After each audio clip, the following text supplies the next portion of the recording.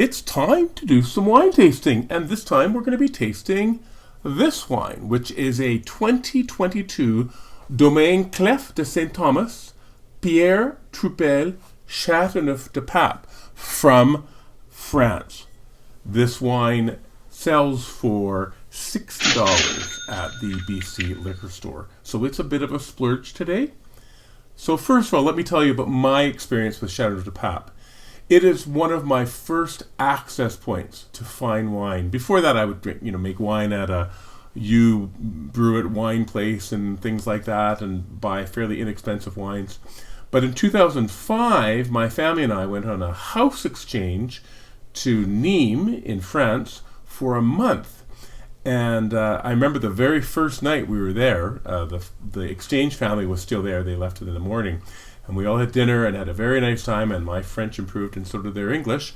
And they told us about the Chateauneuf-du-Pape Fête de la Veraison, so wine festival, that was happening the next day. Now, the Fête de la Veraison is when the grapes change color from green to either red or white. That's a big, big point of celebration because your wine is not far from being in the bottle. Another month away or 2 months away till it's harvest. So anyways, we decided to go there the next day as a family. And I'll tell you, there were lots of fun things for the kids to do. There were parades and displays and little acts and things like that. There were little craft places and things like they could do get your hair done and things like that. So lots of fun things to do. Also, most of the Chateauneuf-du-Pape wine producers were there. And you could try to taste their wine. When you got into the festival, you bought a wine glass, maybe about this size, for €5, and it had, Chateauneuf-du-Pape Fête de la Veraison on it.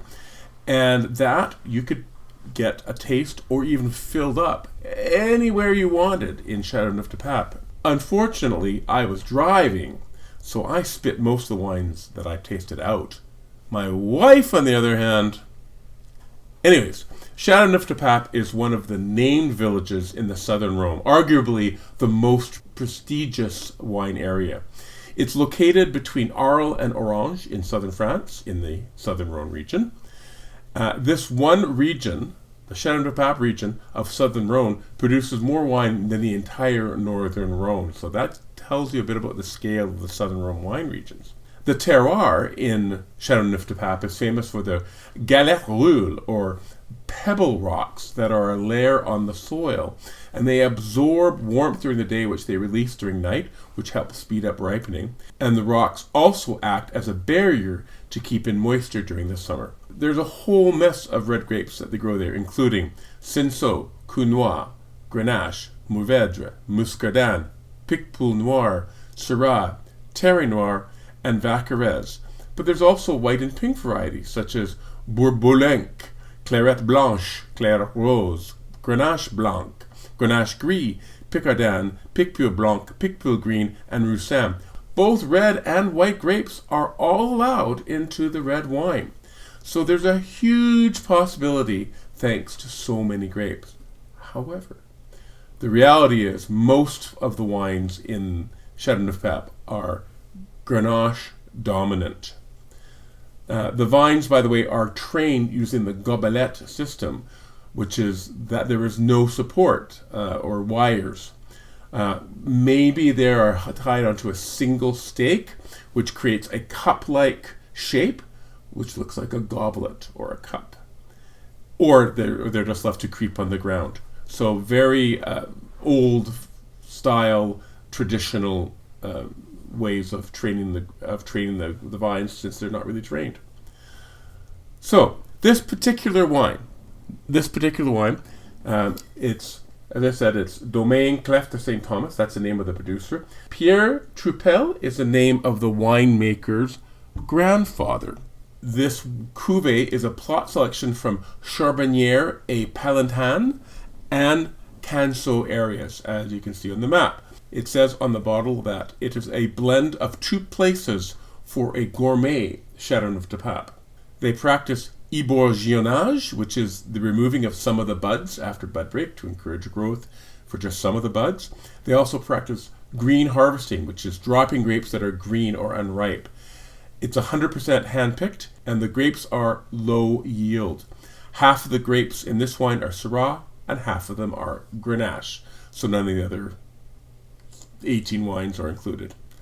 After the wine is hand-harvested in crates in mid-September, in the winery, the wine is vinified, and the winery is actually located on the estate in the heart of the village of Chateauneuf-du-Pape. After that, destemming takes place, fermentation takes place at 25 degrees Celsius, and traditional aging takes place in stainless steel vats. It goes well with red meat, duck, vegetarian dishes, cheese, and charcuterie. So let's try. One of my old favorites. Well, I haven't had a Chateauneuf-du-Pape in a while, so I'm kind of excited about this. So let's try this. Domaine Clef de Saint-Thomas, Pierre Trupel, Chateauneuf-du-Pape 2022, and see if it still measures up.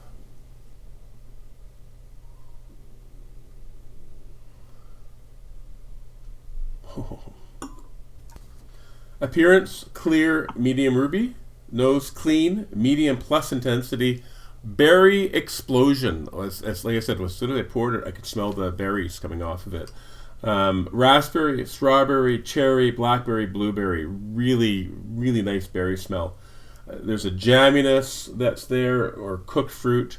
Some other things on the nose, such as eucalyptus, lavender, black pepper, toast, maybe some licorice. And then, even though this is only 2022, I got some earth, some sort of vegetal stuff, maybe farmyard, and some forest floor. So lots of interesting aromas for me.